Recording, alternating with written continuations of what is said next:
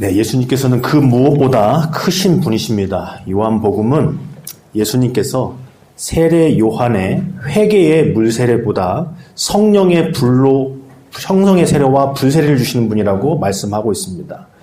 예수님께서는 정결 예식에 쓰이는 돌 항아리의 물보다 우리에게 진정한 구원을 주시고 삶의 기쁨을 주시는 포도주가 되신다고 말씀하고 계십니다.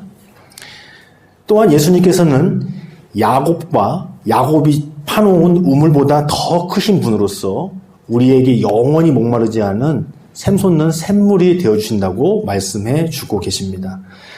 이제 주님께서는 베데스다의 연못보다 실로암의 물보다 더 크신 분으로서 오늘 우리에게 찾아오십니다. 하나님은 우리가 과연 예수님을 누구로 여기며 따를 것인지 오늘 베데스다 연못에 38년 된 병자와 실로암에서 눈을 씻어 눈뜨게 된 맹인 청년을 통해서 묻고자 하십니다. 우리 먼저 베데스다 연못에 찾아오신 예수님을 함께 살펴보고자 합니다. 때는 예수님께서 공생의 기간의 두 번째 유월절에 예루살렘에 방문하셨을 때일입니다. 베데스다 연못이라는 곳을 방문하셨어요. 근데 베데스다라는 의미는 뭐냐면 자비의 집이라는 의미예요. 그 이제 원어를 이제 분석해 보면 몇 가지로 해석할 수 있는데 가장 이 근거가 높은 것은 자비의 집이라는 의미입니다. 근데 이제 그곳에서는 많은 병자들, 각양각종의 병자들이 모여 있는데 이유가 그거예요. 이게 물이 한 번씩 움직이는데 이게 천사가 내려와서 물을 흔든다는 거예요. 그래서 가장 먼저 들어간 사람이 어떤 병에 걸렸을지라도 나음을 입더라. 이게 뭐 전설이 됐던지, 뭐 속설이 됐던지, 뭐가 됐던지 간에 사람들이 그렇게 여기고 있기 때문에 다 모여 있더라는 거죠. 그런데 그곳에 38년 된 병자도 함께 있었어요. 근데 그곳은 그 이름하고는 전혀 다르게 무자비한 곳이었습니다. 보통 우리가 병원에 가보면, 이제 병원 생활 해보면, 거기에서도 거기만의 정이 있거든요. 사람들이 따뜻함이 있어요. 아프지만, 아픈 사람들끼리 위로하고, 아픈 사람 마음 아픈 사람이 안다고, 그런 모습이 있다고, 그죠? 또 이제 과부의 마음은 과부가 알고, 또 서로 이제 같은 처지에 있고, 그런 형편에 있으면, 서로가 위로가 되고, 서로, 이렇게 뭐라 그럴까요? 격려가 되는 부분이 분명히 있다고요. 근데 여기는 가장 먼저 들어가야 낳는 그런 베데스다의 룰이 있기 때문에 자비할 수가 없어요. 서로가 경쟁하고 서로가 거기서 어떻게 보면 1등이 돼야 나올 수가 있는 거죠. 실제로 낳는지 안 낳는지는 모르겠지만. 그래서 그 이름과는 전혀 다르게 무자비한 곳이었어요. 그리고 이 38년 된 병자는 아마도 이 요한이 38년 되라는 기간을 의도적으로 기록한 것 같은데 이것을 떠오르게 합니다. 광야에서 38년간 하나님께 심판받은 이스라엘 민족. 횟수로는 38년이잖아요. 우리 보통 40년 그러지만 광야에서 하나님께 심판을 받아서 38년간 살았던 그 이스라엘 민족의 모습을 보여주는 거죠. 하나님 앞에 회개할 기회들을 계속 놓치고 또다시 그 광야에서 하나님을 원망하고 불평하다가 죽어갔던 그 이스라엘 민족을 떠오르게 하는 38년 된 병자라고 아마 추정이 됩니다. 그런데 바로 그곳에 그 베데스다 무자비한 그 못에 그리고 38년 된 그 자기 병 때문에 앓고 있던 요한이 명시하고 있어요. 그는 자기의 병 때문에 지금 앓고 있는 거라고. 그 사람에게 예수님께서 진정한 자비와 긍휼의 주님으로 찾아와 주신 거라는 거예요. 그래서 그 사람 앞에 서셔서 이렇게 묻습니다. 내가 낫고자 하느냐 묻습니다. 그런데 안타깝게도 이 38년 된 병자는 예수님이 누구신지를 알 수가 없었어요. 어쩌면 당연하죠. 그곳에서 병든 채 고립되어서 내가 여기서 일본으로 들어가면 나올 수 있는데 그러지 못하고 있는 것 때문에 세상을 원망하고 자기 자신을 정말 폄하하고 있는 그런 상황 속에서 어떻게 예수님을 알아볼 수 있겠어요? 어떻게 보면 지극히 당연한 일인데 그 예수님께서 지금 바로 앞에서 너가 낫고자 하느냐고 묻고 계시는데 요한복음 1장 이렇게 써 있잖아요. 빛이 어둠에 비치지만 깨닫지 못한다. 창조자가 자기 백성에게 찾아오지만 그 백성들이 자기를 지으신 분을 영접하지 않더라. 마치 그것처럼 이 병자는 예수님이 코앞에서 자기에게 손을 내밀고 계시고 묻고 계시는데 어떻게 예수님께 대답을 하느냐? 이렇게 대답을 해요. 7절에 병자가 대답하되. 보통 대답이라는 것은 상대방 질문에 의해서 대답하는 거거든요. 상대방이 물었을 때 답하는 게 대답이라고 하는 거예요. 근데 예수님이 낫고자 하느냐 이렇게 물었어요. 그런데 이 병자의 대답은 이러합니다. 주여, 물이 움직일 때에 나를 못에 넣어준 사람이 없어서 내가 가는 동안에 다른 사람이 먼저 내려갑니다. 이 병자가 앓고 있는 오래된 병은 이 육신의 병만이 아니라 이 마음의 병, 영혼의 병인 거죠. 지금 자신에게 말을 걸어온 사람이 누구인지에 대해서 관심을 가질 겨를이 없어요. 저분이 누군데 나한테 이렇게 말을 걸지? 여기에 관심이 없어요. 여기서 주여라고 부른 것은 이 사람이 혹시 나를 물에 넣어줄까? 라는 기대감 때문에 잠시 예의를 차려서 부른 것이지 예수님이 범상치 않은 분일 것 같아가지고 주여, 랍비여 부른 게 아니에요. 혹시 나를 넣어줄라나? 나한테 무슨 도움을 줄까? 싶어서 주여 한 것뿐이에요. 이 사람은 지금 자기 앞에 서 있는 자기에게 말을 건네는 사람에 대해서 관심이 없습니다. 그러면서 뭘 설명해 주느냐? 이 베데스다 연못의 룰을 설명해 주는 거예요. 여기 룰이 물이 흔들릴 때 일본으로 들어가야 낫는 룰인데 내가 일본으로 못 들어가고 있습니다. 누가 나를 도와주는 사람이 없어서 내려가는 동안에 누가 먼저 항상 일본으로 들어가고 있습니다. 그래서 제가 이러고 있는데 말은 안 했지만 저를 혹시 넣어줄 수 있나요? 뭐 이런 대답이겠죠. 사실은 대답이 아니죠. 이제 이런 걸 보고 우리가 동문서답이라고 하는 건데 예수님은 너가 낫고자 하느냐 물으셨는데 이 병자는 베데스다 연못의 룰을 이야기하고 있어요. 예수님이 우리에게 찾아오셨습니다. 근데 우리는 예수님에게 이렇게 기도합니다. 세상 룰이 이렇습니다, 주님. 여기서 저는 뭐 1등을 하든지 아니면 제가 생각한 어떤 계획, 제가 생각했던 방법 이렇게 돼야만 합니다. 저를 혹시 도와줄 수 있나요? 주여? 이렇게 묻고 있는 거죠. 이것이 어쩌면 이 38년 된 병자가 오랫동안 갖고 있던 가장 큰 질병 중에 질병이 아닌가. 진정한 자비하신 주님이 손을 건네고 있어도 그 자비의 손길을 깨닫지 못하는, 긍휼의 손길을 깨닫지 못하는. 그러나 예수님은 진실로 자비하신 분이십니다. 이 병자가 이렇게 동문서답을 하는 것에 아랑곳하지 않고 예수님께서는 즉시로 그에게 말씀하십니다. 일어나 내 자리를 들고 걸어가라. 예수님의 말씀이 임하였습니다. 그 말씀으로 힘을 얻어 이 병자가 일어나게 되었고 자리를 들고 걸어가게 되었습니다. 이것이야말로 전적인 예수님의 자비이시죠. 지금 이 병자에게는 조그마한 믿음도 찾아볼 수가 없는 상태예요. 저분이 누구시지? 나에게 왜 이런 말씀을 건네시지? 그런 것도 찾아볼 수가 없어요. 그냥 원망에 찌든 그런 자기 하소연을 할 뿐이에요. 보통은 예수님께서 다른 사람들을 만나주실 때 뭐 어떤 패턴이 있느냐, 뭐 패턴이라고 하기 좀 그렇지만 그 사람의 중심을 아시고 또 그 사람의 진정한 믿음을 물어보시고 그 사람의 순종을 요구하시단 말이죠. 그런데 이 병자에게는 그런 걸 요구하시지도 않아요.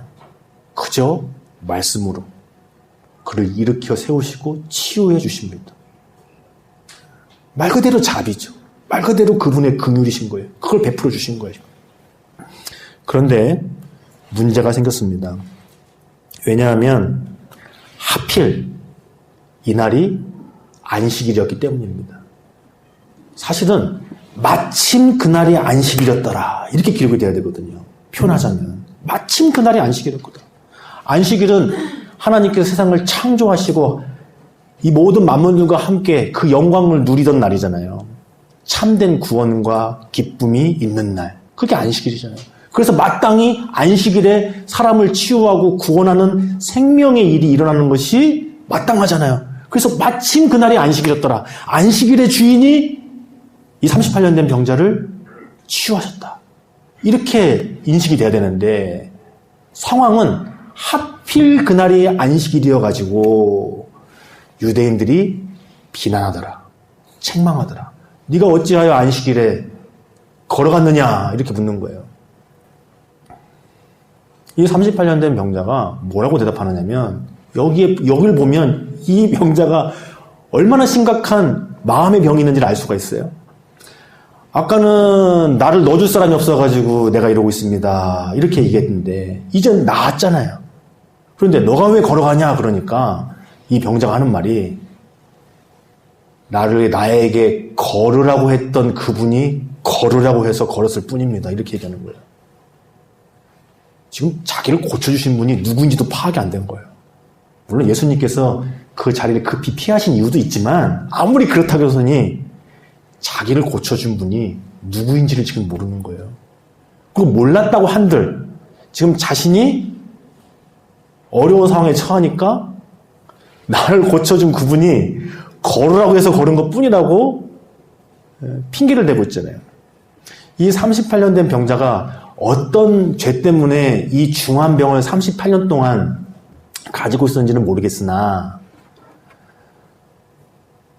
자신을 고쳐주신 그 38년 된 그 병에서 자유케 해주신 그분을 향한 이 태도를 보면 알 수가 있잖아요. 이것이야말로 이 사람에게 있는 가장 큰 마음의 질병이 아닌가 그렇게 보여집니다.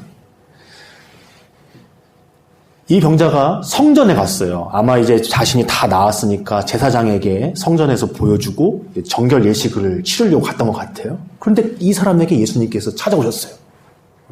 왜냐하면 이 병자가 찾아가야 할 곳은 성전이 아니라 찾아갈 분은 제사장이 아니라 바로 예수님이시기 때문이에요.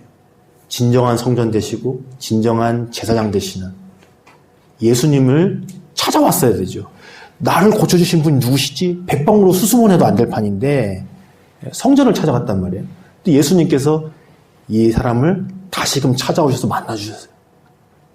이건 역시 예수님의 자비죠. 이 사람을 찾아와 주신 것은 세컨 찬스를 주신 것은 전적인 예수님의 자비세요. 그러면서 이 병자에게 이렇게 물으세요. 말씀하세요. 14절에 보라 내가 나았으니 더 심한 것이 생기지 않게 다시는 죄를 범하지 말라. 이렇게 말씀하셨어요. 예수님께서 왜 이렇게 말씀하셨을까요? 이 사람이 너무 못마땅해서 내가 고쳐줬는데 내가 고쳐준지도 몰라? 그리고 찾아오셔가지고 너 또다시 죄를 지으면 더 심한 죄, 그러니까 병에 걸릴지도 모른다. 조심해야 돼. 그렇게 말씀해 주신 걸까요? 예수님께서 내가 고쳐줬는데 나한테 관심도 없어? 너 더 큰 병에 걸릴지도 모른다. 조심해라. 이렇게 말씀해 주신 걸까요? 그러면 자비의 주님이 아니시겠죠. 주님은 우리가 지난주에 살펴봤지만 각 사람을 아시는 것입니다. 각 사람의 중심을 아시기 때문에 그 각 사람을 위하여서 말씀해 주시는 거예요. 이것은 마치 사마리아 여인에게 내 남편을 가서 데리고 오라 하신 것과 같은 거예요. 근데 그 여인은 자기의 가장 어떻게 보면은 아픔이고 깊은 절망의 부분을 예수님께서 말씀하셨을 때 예수님이 과연 누구시지? 저분이 누구시길래? 저분은 선지자이구나. 이런 반응이 나왔어요. 그리고 그 여인은 예수님을 나의 참 남편으로 만나게 됩니다. 그리고 그분이 자기가 기다리던 그 약속의 그리스도이라는 걸 깨닫고 마을로 들어가서 복음을 증거합니다. 그 여인에게 남편을 데려오라고 말씀하셨을 때 그 여인은 그런 반응을 보이더라는 거예요. 같은 것입니다. 이 병자에게 깊은 죄가 있었어요. 아무도 알 수가 없는. 그게 성경에서 기록 못하는 거 아니에요. 뭐 때문에 이 병자가 이렇게 아픈 건지를 성경도 몰라요. 이 사람만 알아요. 그러니까 기록을 못하는 거예요. 예. 근데 예수님이 그걸 아시니까 말씀해 주신 거 아닙니까? 더 큰 병에 걸리지 않게 가서 죄짓지 말라. 그 사람만이 알 수 있는, 그 사람만이 이 예수님을, 아, 저분이 선지자시구나. 저분은 범상치 않으신 분이구나. 저분이 누구시지? 할 수 있게끔 말씀을 건네주신 것이 그런 거라는 거예요. 너 태도가 불손하구나. 내가 고쳐줬는데 더 심한 병 안 걸리게 조심해야 할 거야. 이렇게 말씀하신 게 아니라는 거예요.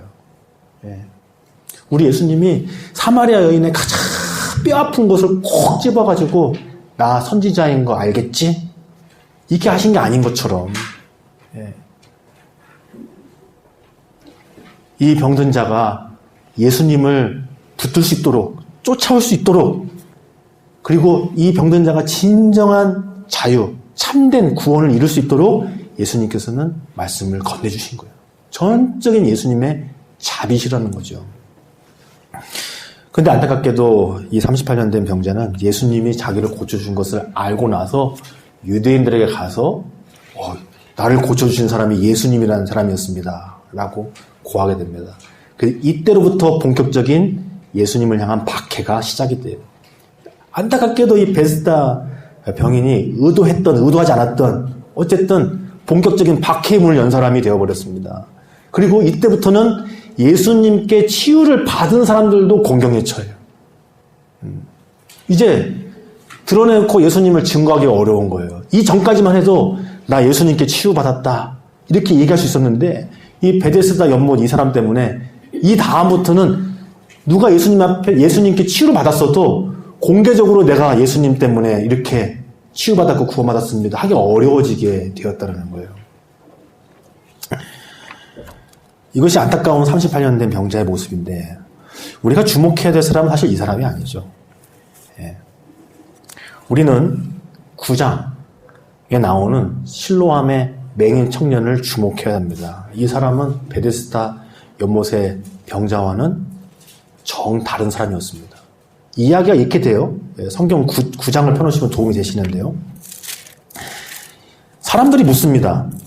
맹인 거지를 바라보면서 예수님, 저 사람은 도대체 누구의 죄 때문에 저렇게 눈이 멀은 겁니까?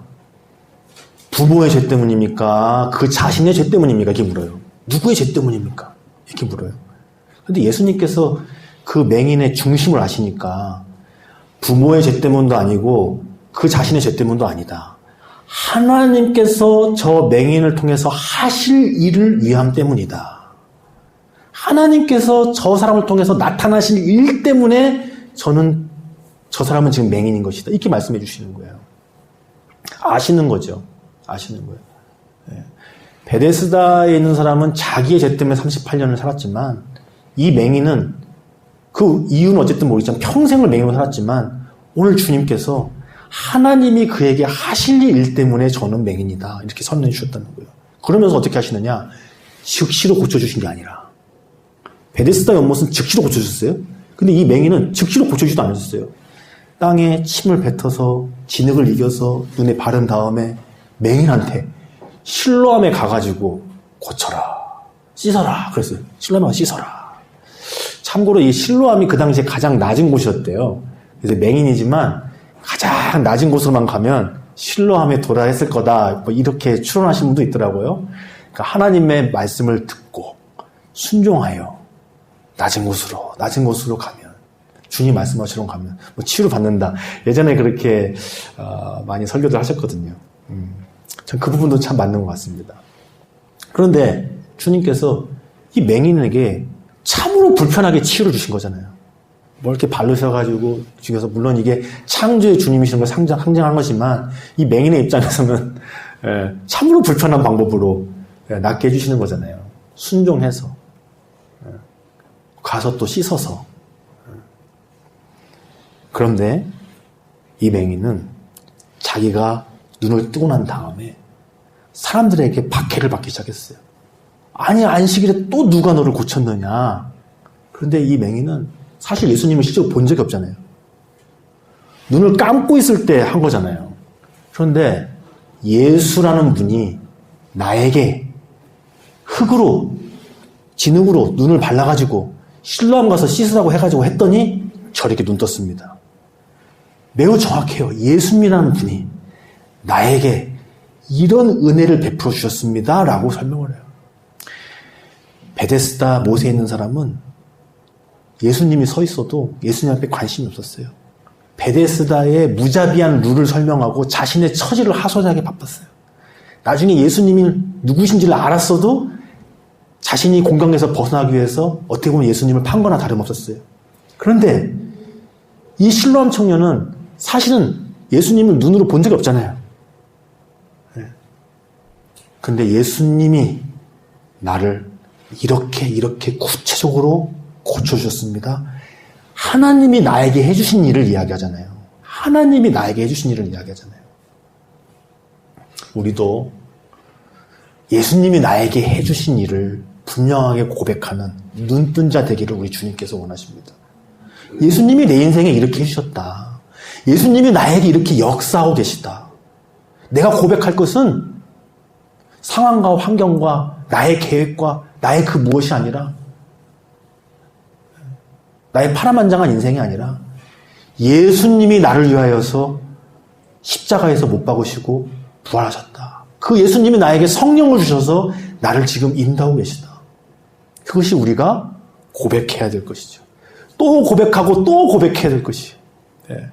오늘 이 유대인들이 처음에는 이 실로암 청년을 겁박하려고 한 건데 너무 담대하게 얘기하니까 이제 오기가 생겼어요. 이제는 겁을 줘가지고 부인하게 만들어야 되겠다. 이게 고침받은 것은, 예수님한테 고침받은 것은 이건 너무나 분명한 사실인데 부인이라도 해야겠다. 부인이라도. 네.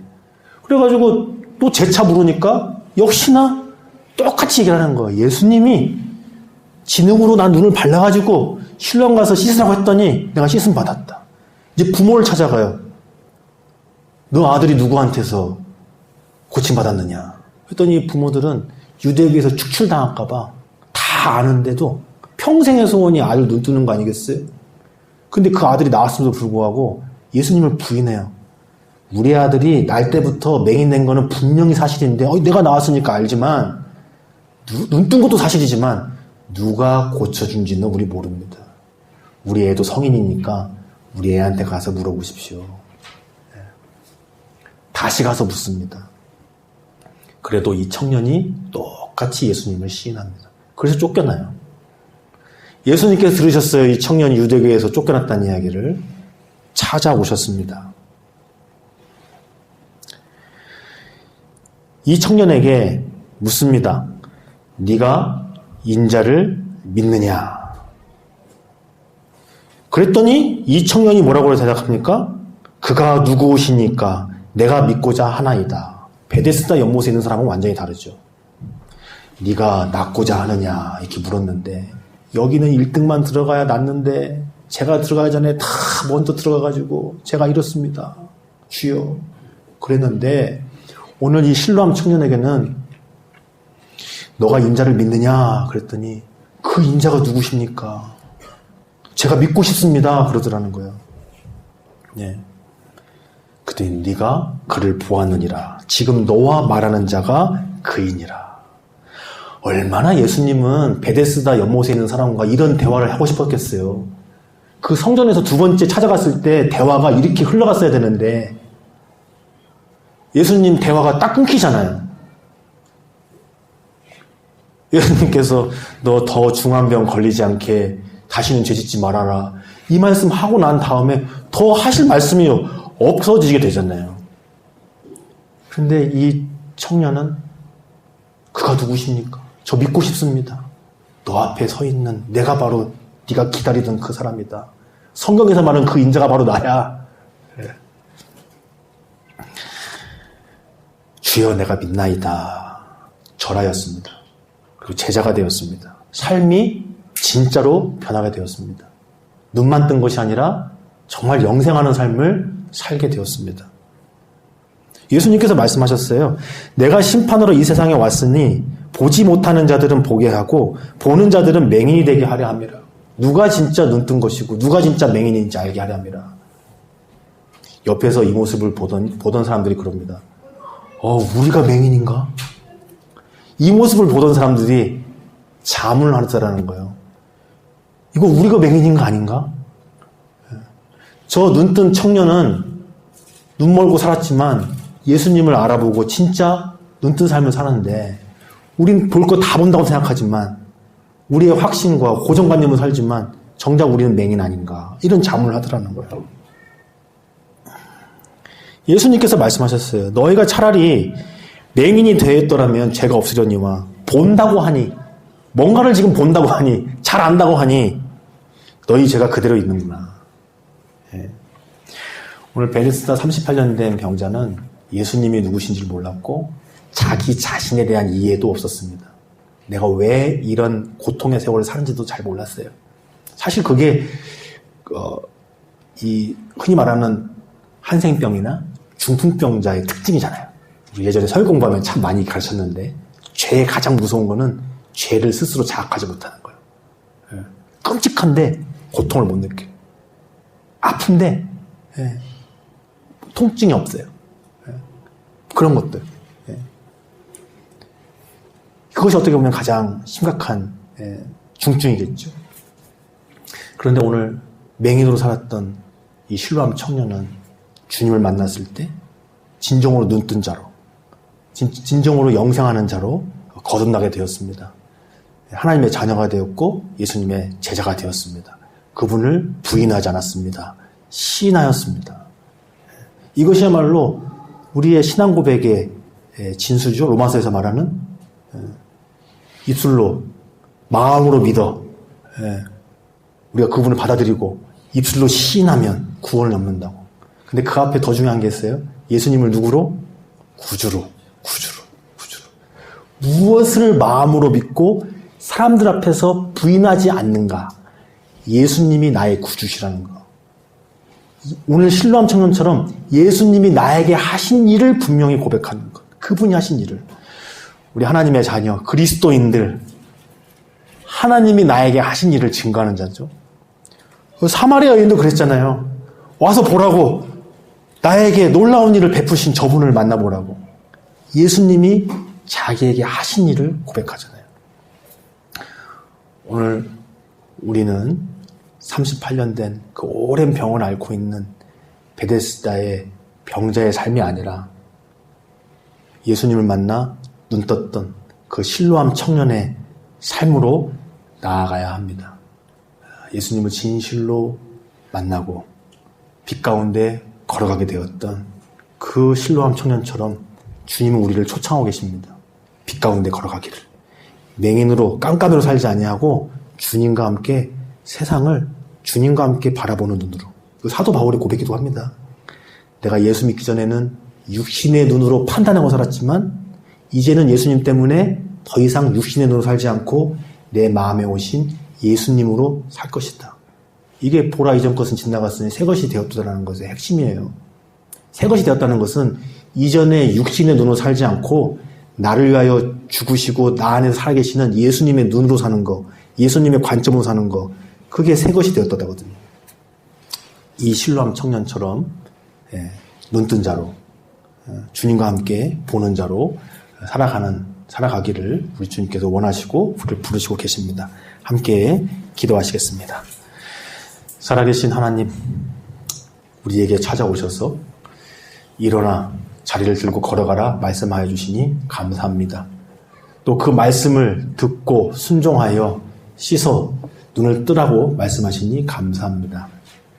사마리아 여인처럼 혹은 왕의 신하처럼 주님을 깊이 만나고 주님이 누구신지를 바로 아는 우리가 되게 하옵소서. 어둠에 다니지 않고 이제는 눈 떠서 주님과 함께 동행하는 자들 되게 하여 주시기를 원합니다.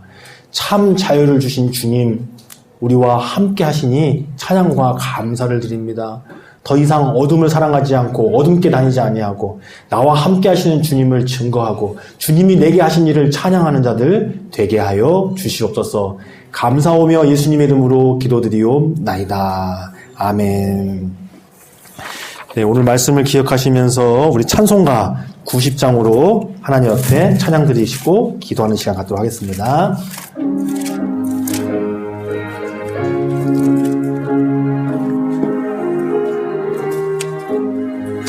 주 예수 내가 알기 전 날 먼저 사랑했네. 그 크신 사랑 나타나 내 영혼 거듭났네.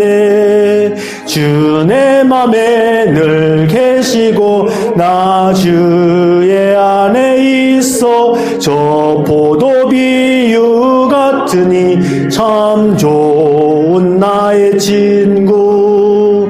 내 친구 대신 예수님 날 구원하시려고 그 귀한 몸을 버리사 내 죄를 대속했네.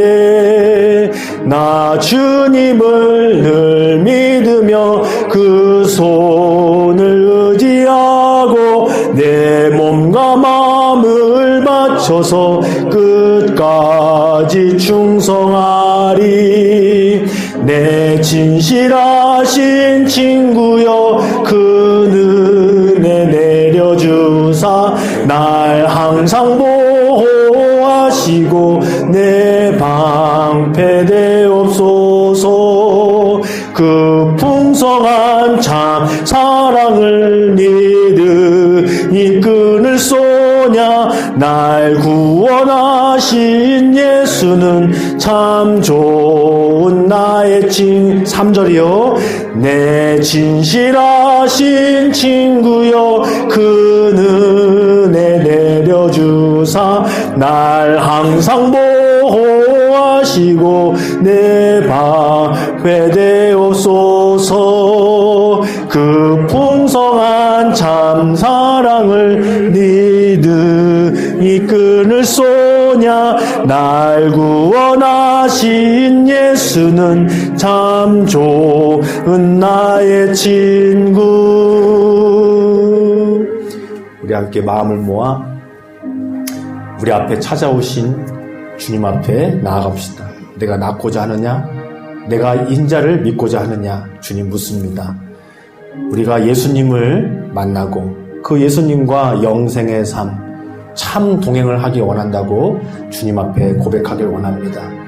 그 무엇보다 크신 주님께서 우리에게 성령으로 함께하고 계십니다. 이제 우리의 인생이 세상의 무자비함을 하소연하는 것이 아니라 나에게 긍휼과 자비를 베푸신 예수님의 크신 사랑을, 그 십자가 사랑을 성령으로 함께 주시는 그 놀라운 돌보심을 고백하는 인생, 빛 가운데 걸어가는 인생 되게 해달라고 우리 함께 기도합시다.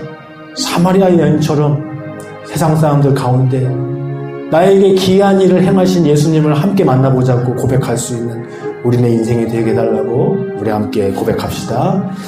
하나님 아버지 감사합니다. 모진 오래된 질병들, 이스라엘의 그 질병들 앞에 자비와 긍휼로 손 내미신 예수님 찬양합니다. 우리가 이제는 실로암 청년처럼 나를 고쳐주신 그분을 분명히 고백하고 시인하게 하여 주옵소서. 우리가 그 예수님을 나의 구원자와 참된 하나님으로 마음에 영접하고 사람들 앞에 부인하지 않고 시인할 때 우리에게 진정한 영생과 구원이 주어지는 것을 바르게 고백하게 하여 주옵소서. 주님, 이 무자비한 세상 속에서 예수님을 시인하는 참된 담대함을 우리에게 허락하여 주옵소서.